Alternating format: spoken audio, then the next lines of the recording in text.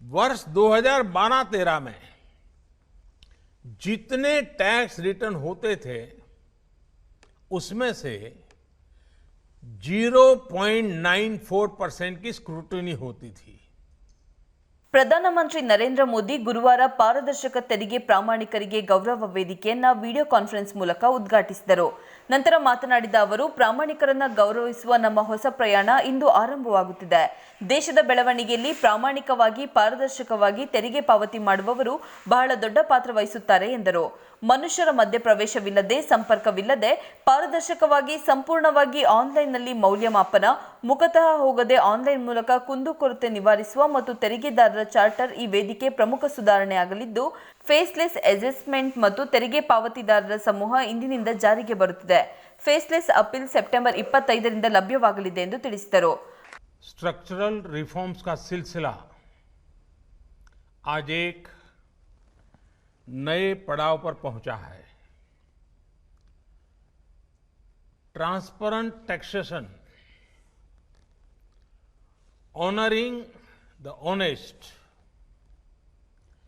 21वीं सदी के टैक्स सिस्टम की इस नई व्यवस्था का आज लोकार्पण किया गया है.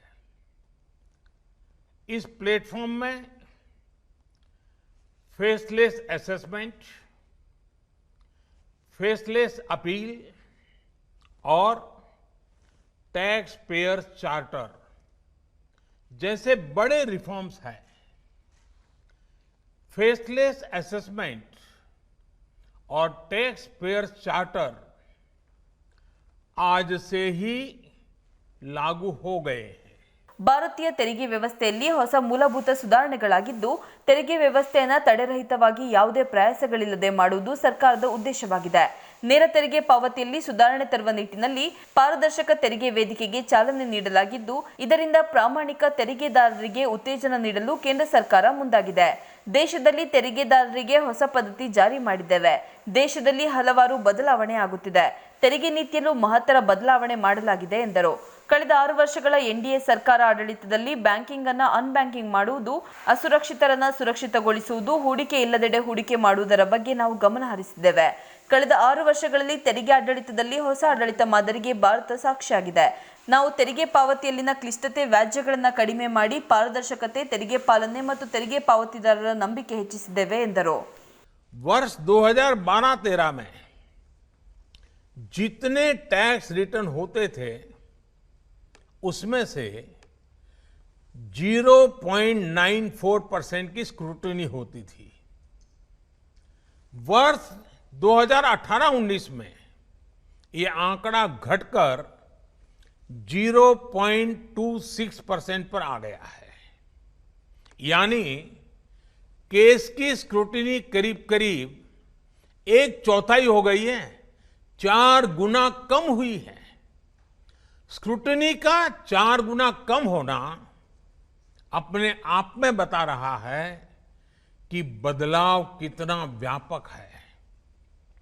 साथियों, बीते 6 वर्षों में भारत ने टैक्स एडमिनिस्ट्रेशन में गवर्नेंस का एक नया मॉडल विकसित होते देखा है. We have decrease complexity, decrease taxes, decrease litigation, increase transparency, increase tax compliance, increase trust on the taxpayer. साथियों, इन सारे प्रयासों के बीच बीते 6-7 साल में इनकम टैक्स रिटर्न भरने वालों की संख्या में करीब 2.5 करोड़ की वृद्धि हुई है. ये वृद्धि तो बहुत बड़ी है, लेकिन इस बात का हम इनकार नहीं कर सकते हैं कि इसके बावजूद भी 130 करोड़ के देश में ये बहुत कम है, बहुत कम है. इतने बड़े देश में सिर्फ 130 करोड़ में से 1.5 करोड़ साथी ही इनकम टैक्स जमा करते हैं.